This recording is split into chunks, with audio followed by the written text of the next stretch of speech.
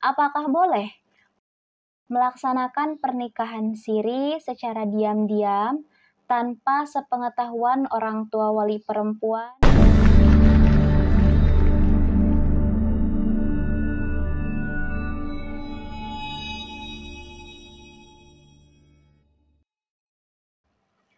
Assalamualaikum warahmatullahi wabarakatuh. Alhamdulillahilladzi hadana lihadza wa ma kunna linahtadiya laula an hadanallah. Wassalatu wassalamu ala Muhammadin wa alihi wa sahbihil faizina minallahi ba'lah.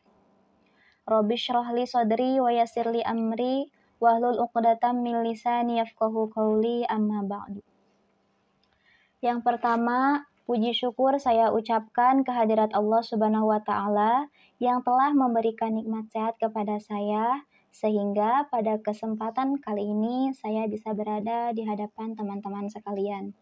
Sholawat bertangkaikan salam semoga senantiasa tercurah kepada baginda alam Kanjeng Nabi Muhammad SAW. Teman-teman sekalian, pada kesempatan kali ini berdirinya saya di sini untuk menjawab pertanyaan teman-teman mengenai apakah boleh melaksanakan pernikahan siri secara diam-diam tanpa sepengetahuan orang tua wali perempuan dan orang tua laki-laki dengan tujuan untuk menghindari dosa besar pada saat bertemu. Apakah setelah akad nikah dikatakan mahram atau mungkin saja sah menjadi suami istri? Nah, untuk menjawab pertanyaan ini tentu harus dilihat dari aspek syarat dan rukun pernikahan itu sendiri. Jika terpenuhi, tentu jawabannya sah, begitupun sebaliknya. Pasalnya, dengan tidak menafikan masalah yang lain, masalah ketidakadaan wali ini kerap muncul terutama ketika ada pasangan yang hendak menikah tanpa sepengetahuan orang tua. Sementara pernikahan tanpa wali itu hukumnya sudah jelas tidak sah. Bahkan ketidaksahannya pun sangat jelas dinyatakan sampai 3 kali oleh Rasulullah SAW di dalam hadisnya, la nikaha illa biwaliyin wa ayyumamra'atin nukihat bi ghairi waliyin fanikahuha batilun. Al-hadis. Yang artinya tidak ada pernikahan tanpa wali. Perempuan manapun, perawan ataupun janda yang menikah tanpa adanya wali, maka nikahnya adalah batal. Hadis riwayat Ahmad. Perlu diketahui pula, maksud dari pernikahan siri ini bukan berarti pernikahan tanpa wali, melainkan pernikahan yang tidak tercatat resmi di kantor urusan agama atau KUA, alias tidak memiliki akta nikah. Artinya, istilah siri ini tetap harus memenuhi syarat dan hukum pernikahan pada umumnya. Hanya saja tidak didaftarkan di KUA. Di sini justru kekurangan dari adanya nikah siri yang pada akhirnya akan merugikan kita sendiri sebagai pihak perempuan di kemudian hari. Merugikan seperti apa? Seperti tidak memilikinya buku nikah, kesulitan mengklaim hak nafkah jika ditinggal oleh suami, tidak adanya pengakuan hukum positif, juga kesulitan mengurus administrasi kependudukan, dan sebagainya. Meski demikian, pernikahan tanpa adanya wali nasab ayah kandung bukan berarti tidak bisa dilangsungkan. Pernikahan masih mungkin saja bisa dilangsungkan dengan wakil wali atau wali abad, yaitu wali di bawahnya. Itu pun selama ada taukil atau izin dari wali akrabnya. Pasalnya, tidak sembarangan pula kakak kandung misalnya atau wali akrob yang lain dapat menikahkan tanpa seizin ayah kandung, yang dalam hal ini adalah orang tua kalian. Sebab apa? Sebab hak kewalian masih melekat padanya. Ketiadaan atau jarak wali akrob yang jauh tidak serta-merta bisa memindahkan hak wali kepada wali abad. Hal itu sejalan dengan dalil yang menyatakan latun kahul mar'atu illa bi'izni waliyiha, yang artinya tidak boleh dinikahkan seorang perempuan kecuali atas izin walinya. Hadis riwayat Malik. Jadi, teman-teman sekalian, kesimpulan dari pertanyaan mengenai sah atau tidaknya pernikahan siri tanpa sepengetahuan orang tua, jawabannya ialah tidak sah. Karena apa?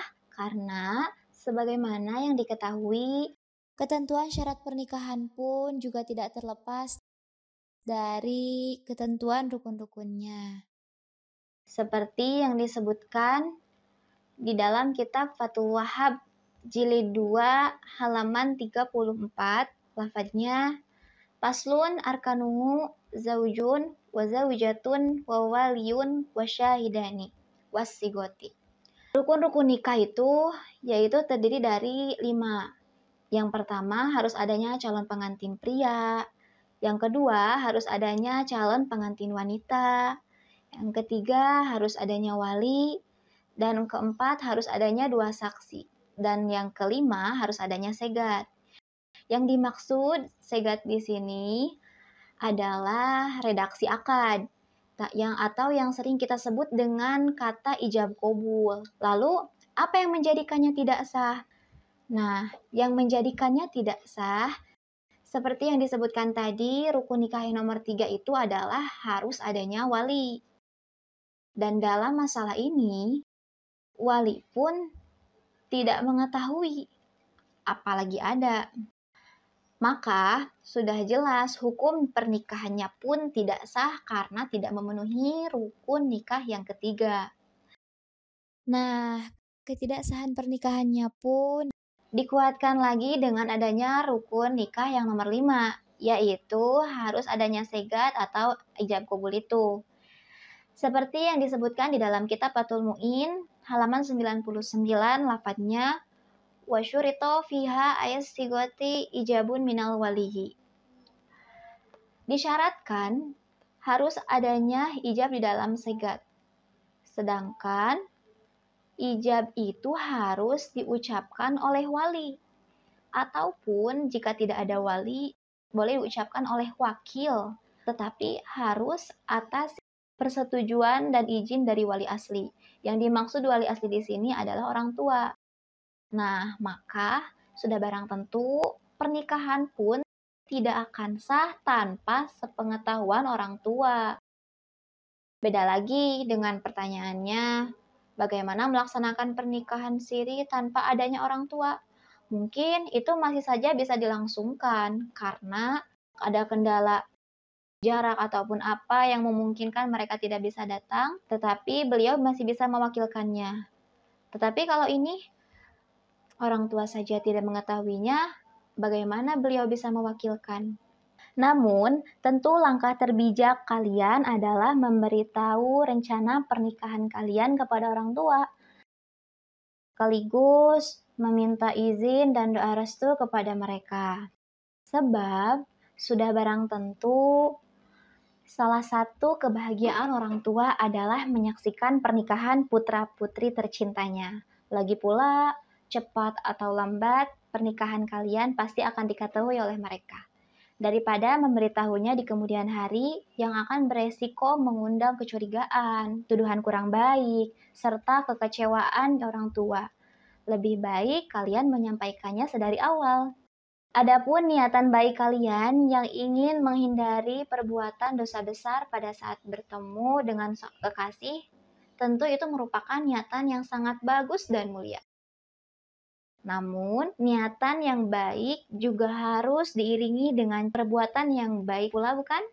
Sebab pernikahan merupakan ibadah yang tidak terlepas dari ketentuan syariat. Nah, teman-teman penanya yang budiman, demikian jawaban singkat saya mengenai pertanyaan teman-teman. Mohon maaf jika kurang memuaskan, namun semoga saja dengan jawaban ini teman-teman bisa membuka pintu pemahamannya mengenai praktik nikah siri yang ditanyakan. Sekiranya masih kurang jelas, teman-teman bisa menanyakannya lagi melalui pertanyaan-pertanyaan yang lain. Wallahu a'lam, demikian keterangan dari kami, semoga cukup dipahami. Kami juga menerima kritik, masukan, dan saran dari kalian. Terima kasih atas perhatiannya. Wallahu muwaffiq ila aqwamit thoriq. Wassalamualaikum warahmatullahi wabarakatuh.